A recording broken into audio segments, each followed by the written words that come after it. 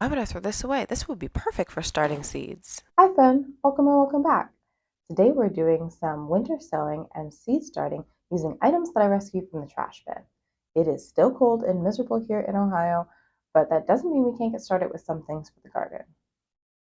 Join me today as I experiment with winter sowing for some veggies and some flowers, and we'll get started with the first of our seedlings indoors using items that would have otherwise been thrown away. I'm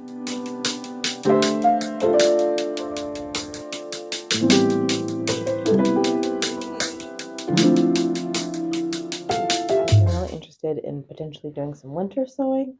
Never really done that before, so I thought I might experiment a little bit, maybe with my onions or also like one of the native flowers, something that I know needs to cold stratify, so perhaps it would benefit from going outside this early. I don't know what this is gonna look like just yet, but we are gonna experiment together and we'll see how it turns out.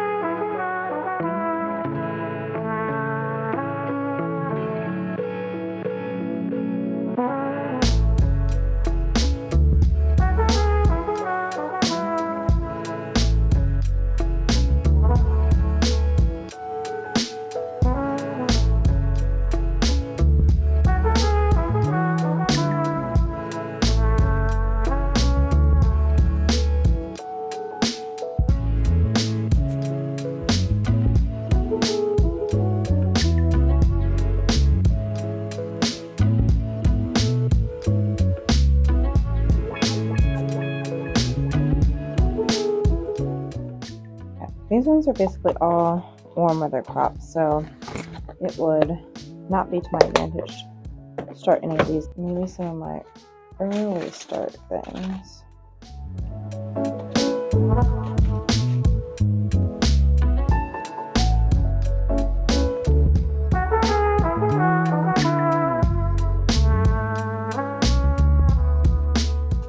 So kale, I know that we can winter sow. So we're definitely going to try and do that.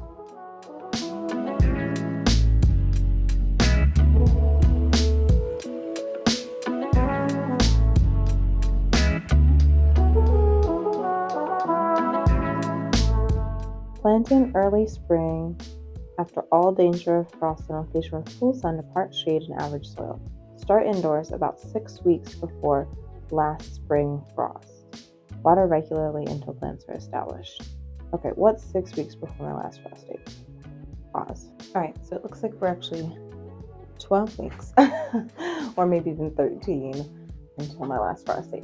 But I feel like we could do it anyway. I mean, right? It just means that we'll have to keep it alive longer inside. Okay, we're gonna try a little bit with most of them, but knowing that I'm probably gonna order more of both these seeds, so if they die, it'll be okay. We're trying new things today, learning new things. Let's get some water.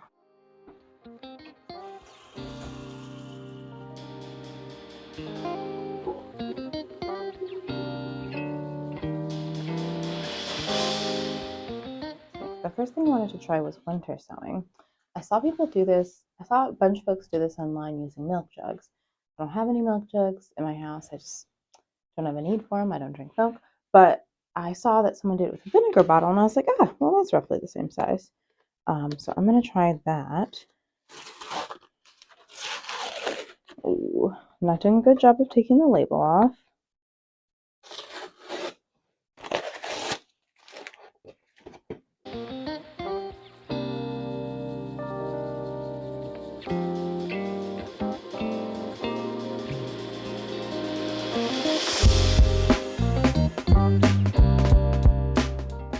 Let's see if maybe we can use this ink pen. So I just need something to poke some holes in the bottom.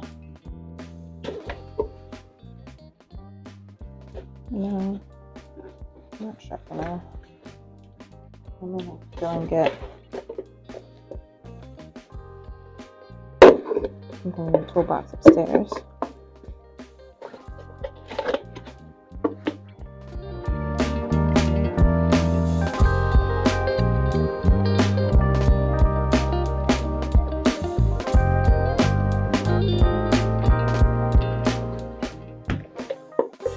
I feel like we've made sufficient drainage holes.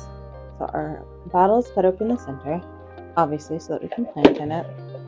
We cut some drainage holes in the bottom. You're also going to want to remove the top so that water and snow can enter in the top.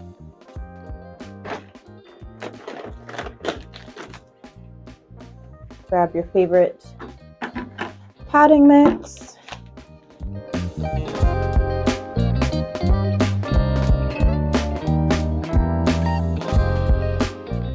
Seen folks online say that, like, if your potting mix has too many wood chips, you won't have as good of seed germination. That might be true. All right, so now that this container is cut and I added my soil, sorry, forgot to hit record, so I added all of my soil to a bucket, poured water into it, stirred it up to rehydrate the potting mix, and now I'm going to add my seeds.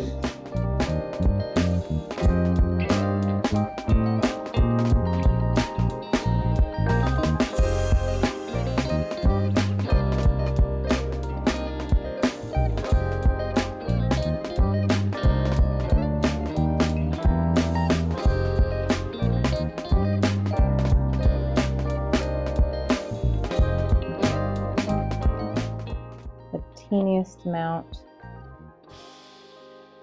of the potting mix and put over top of some of them. And then mostly I'm just going to press the seeds into the soil. They're not going to escape or blow away or get eaten because they're in this container. So I don't need to bury them super deep. All right, so next I have to close the container.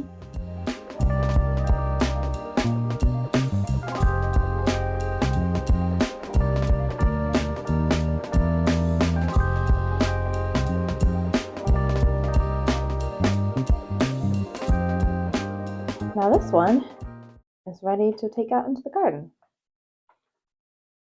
I'm going to probably try and put it somewhere up high where it can't get knocked over. All right, next let's do some Brussels sprouts.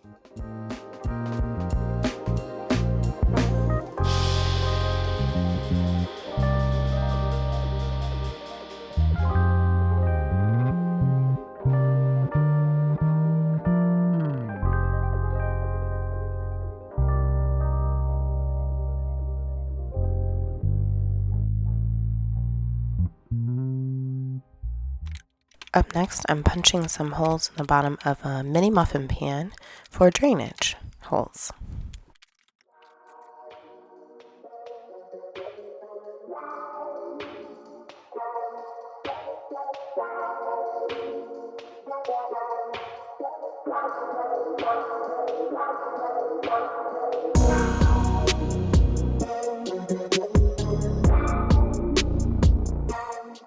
It's probably worth saying that what I'm doing is not exactly best practice.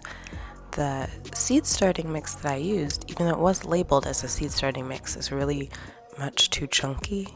So it has too many wood chips in it, which is not ideal for teeny tiny seeds that are starting to sprout up. I probably should have sifted this seed starting mix to make it a little bit finer and easier to start seeds, but do as I say, not as I do.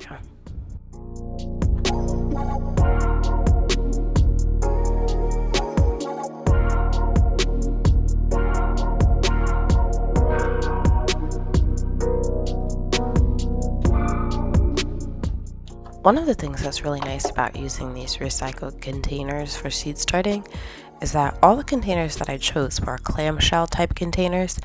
Those are pretty hard to recycle. A lot of municipalities won't accept them in their curbside recycling, so they would have had to be thrown away. Also, especially this berry container has already drainage holes in the bottom for water to escape.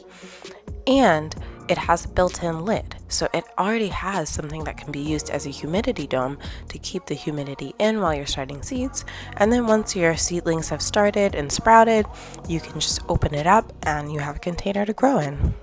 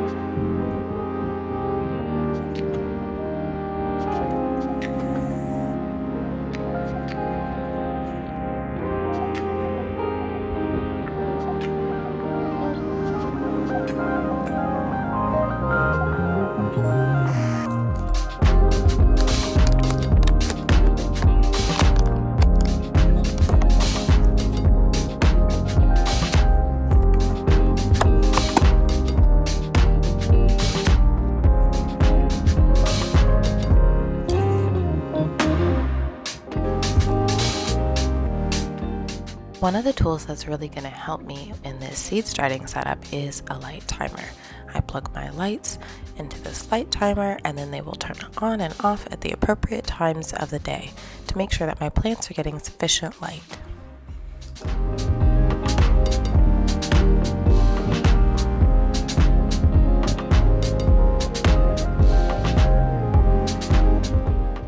Thanks so much for sharing your time with me today. If you got value from this video, please like it and let me know in the comments, are you doing any winter sowing this year?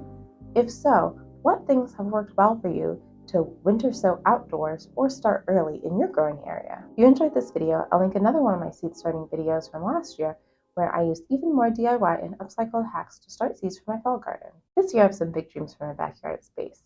I'm hoping to add some raised beds for fruit and vegetable gardens, start composting, and do some landscaping with native plants to transform my backyard into a haven for local wildlife and a place of bounty and beauty for me to enjoy with my friends and family.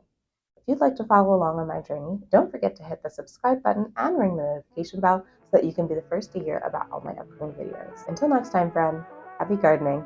Bye.